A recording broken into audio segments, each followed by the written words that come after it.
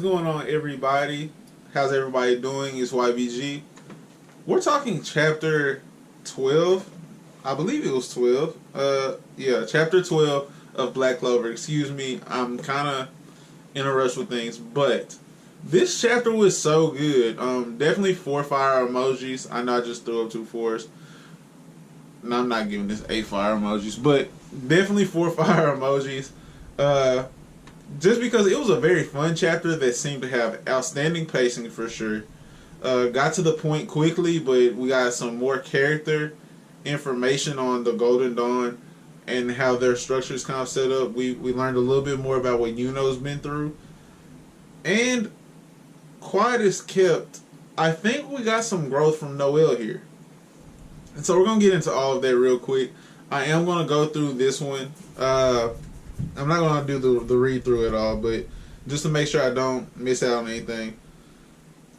Chapter 12 is Reunion, and basically this chapter starts out with the leader of the Golden Dawn, Captain Vengeance. His name is not Vengeance. Captain Vengeance, who I feel is a very questionable character. I'm not for the whole mask vibe and all that. He is being questioned by one of his subordinates on why he sent a newbie peasant on an important mission. That newbie peasant being Yuno. And I find it interesting how members of the Golden Dawn refer to Yuno like that because of where he's from, where it's kind of jokingly used in the Black Bulls because everyone's an outcast kind of in the Black Bulls. But they accept Asta for who he is and his determination and just his grit in general, where it seems like everyone who is a noble person that comes into the Golden Dawn because of their high use of their magical abilities seems to be looking down on him. And I think that's a very interesting contrast for Asta being accepted into the lowest group and having to fight from that with people supporting him versus having to fight through adversity, starting at the top but with no guidance or with little to no support so far. I think that's a very unique way for Tabata to go about developing them simultaneously. I thought that it was nice for Noelle's cousin Mimosa to be traveling with Yuno, and I thought it was nice that Klaus is also traveling with Yuno while they have Luck. It was just like that nice 3-man team similarities. I just enjoyed the mirror images of what we've seen so far being displayed by the Golden Dawn. Now, Klaus Lunetz, he has a very, I don't want to say pompous arrogance, just like a very strong sense of pride from where he comes from and the situation that he comes from. And he obviously is a noble that comes from more than Yuno and Asta. Forsaken Realm and peasant, newbie, those are the things that they continually throw at Yuno. And while that does rub me the wrong way, I understand why. Because it's a team full of strong Noels that have accepted a strong Asta. See where I'm going there? And I thought that his "I'm better than you" air is more so like a natural greeting than anything else, because you can see that he gets into this back and forth match with Asta when talking about their captains. And I'm right there with Asta, where he's just like, oh, y'all the folks that's led by Buddy with the mask, the only person wearing a mask. And they're like, you talking about Captain Vengeance? Like, bro, your captain swole for no reason. And he wearing a sports bra. You know what I'm saying? Like, that's what he brings him to. So I feel like that, oh my gosh, these filthy commoners are so impudent. Like, I don't think that's really him. I just think that that's how he's been taught to come off at people. And Mimosa's back and forth with Noelle was similar, where they're cousins. And I know how I am with my cousins, where like, you can take shots that you mean, but it's not like a negative. Like, I was trying to score on you, but it wasn't like out of malice or to be funny. It was just I just felt like doing it. It's something that only family understands. I like that's a very hard thing to word, but I get it. And Mimosa Vermilion and Noel Silva being cousins, like I think that's a dope touch to have. And because of that back and forth, and because Mimosa has such a strong use of her plant creation magic, and the Golden Dawn have helped her control it better, and she throws the subtle shot like, oh, if I remember correctly, you couldn't control your water magic too well. But that's just fuel to her fire. Where coming into contact with the Golden Dawn, being the highest ranking, most noble field, is going to drive her. That's just what it's going to do for her character, and outstanding. I like that they've both received stars from the Wizard King already, and Yuno isn't surprised that Ass has received a star, and Yuno isn't surprised that they were specially sent by the Wizard King, similar to how he probably was sent, because he views Asta as an actual rival, and he's seen what hard work has done for him. So for Asta and Yuno, what they share is uncommon. The bond that they share is uncommon, and Cloud's being like, well, you know, actually, I think this is gonna be Captain Kuro from One Piece. The way he keeps adjusting his glasses kind of reminds me of Captain Kuro, how he had like that very polite nature, but he just, when he was Clawdor, he came off as just like, you know, he did this thing, and he just came off as I am more intelligent than you, and I want you to feel it. That had nothing to do with it. But like I think that he was like, yeah, you know, we got a star a few days back too, and they're like, liar.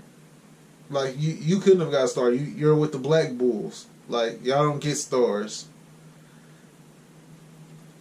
I am loving that. I'm loving that because Ass is going to have the opportunity to change everyone's mindset on that.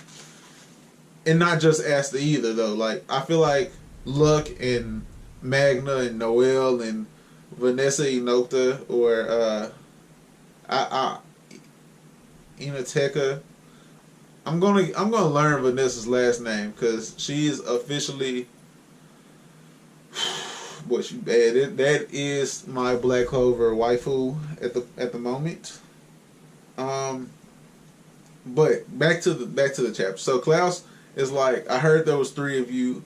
Where's the other one? And they're like, well, we don't. After you've been scoring on the Black Bulls, and you know, Yami, we really don't need to tell you that he just ran off. So we ain't gonna say nothing.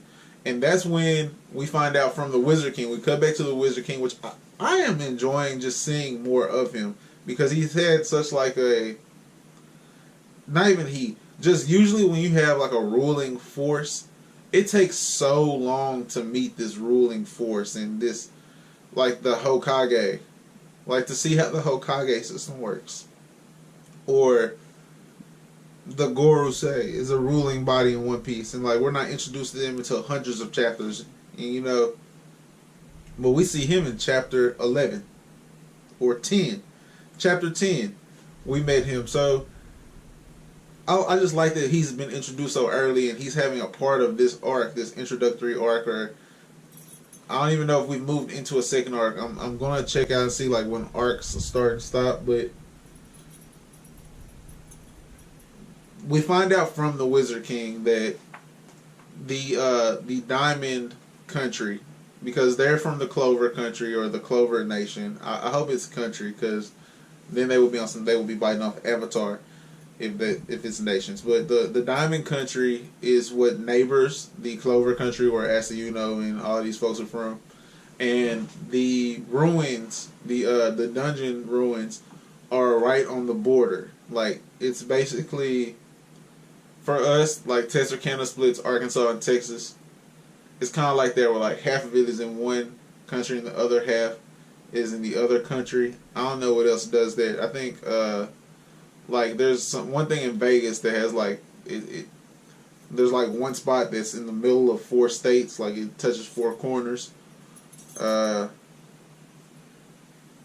West Memphis for Arkansas. I don't know like other states connective spots, but that doesn't matter to me either. I don't really care.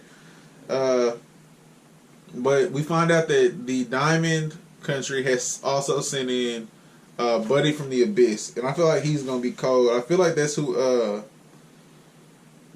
ran up on Luck at the end. Now, before we even get to like all of that, I thought it was a really nice touch to see how efficient the Golden Dawn are compared to the Black Bulls, where Luck ran off by himself and he left the two newbies by themselves. One of them doesn't have magic, and the other one has strong magic that she can't control. Where the Golden Dawn come in and they're like, Mimosa, show us the diagram of the entire dungeon. So she sends out vines to analyze how the dungeon's constructed, and then replicates it like in a small scale so they can see where everything is. And then they have build like a wind arc to take 3 people around. So like they're very planned out. They're very effective and efficient.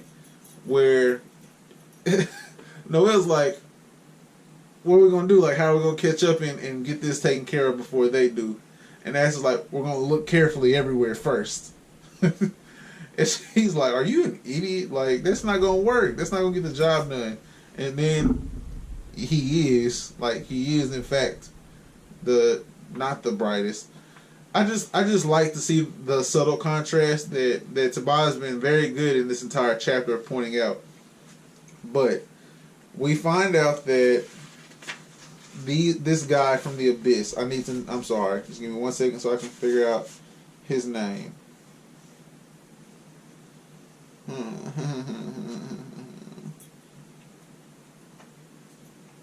Lotus of the Abyss. His name is Lotus. And we find out that the Wizard King has seen him in action. He's seen him in action on a battlefield before. It says he also has an interesting magic. But our kids are too tough.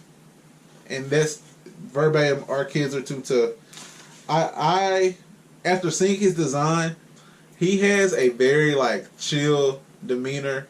I hate that I continuously relate things to like One Piece or Naruto, but his vibe is very Hawkeye Mihawk, where and maybe it's just the dark hair with like the different facial hair and like lighter eyes, and like I can't really pinpoint why I'm feeling Mihawk on him yet, but like he's strong. The Wizard King has acknowledged his strength, so we know he's strong.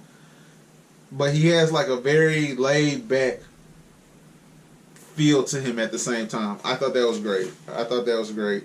And on top of that, Luck has ran through like the folks he came with. Luck has punished the folks he came with and called them weak. Nero, the little bird that was with them, called for real, dog.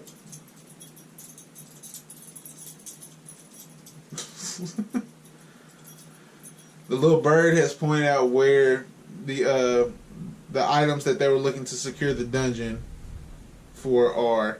So we're progressing nicely. I'm ready to see what happens in this next chapter, just to see Lotus's encounter with Luck, and of course there's the Yuno and Asta thing going on, and Noelle's rivalry with Mimosa is going on. Like, just very dope chapter in general. 4 fire emojis. If you like this video, please give it a like. It goes a long way. And of course, subscribe to the channel, because we do this pretty consistently. I've been pretty consistent this week at least, and I'm hoping to continue being pretty consistent.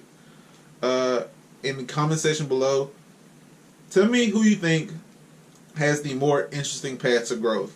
I talked about this in my hero chapter as well, because it was very centered on like 2 rivals' growth, and it led this chapter, interesting enough, is very centered on 2 rivals' growths.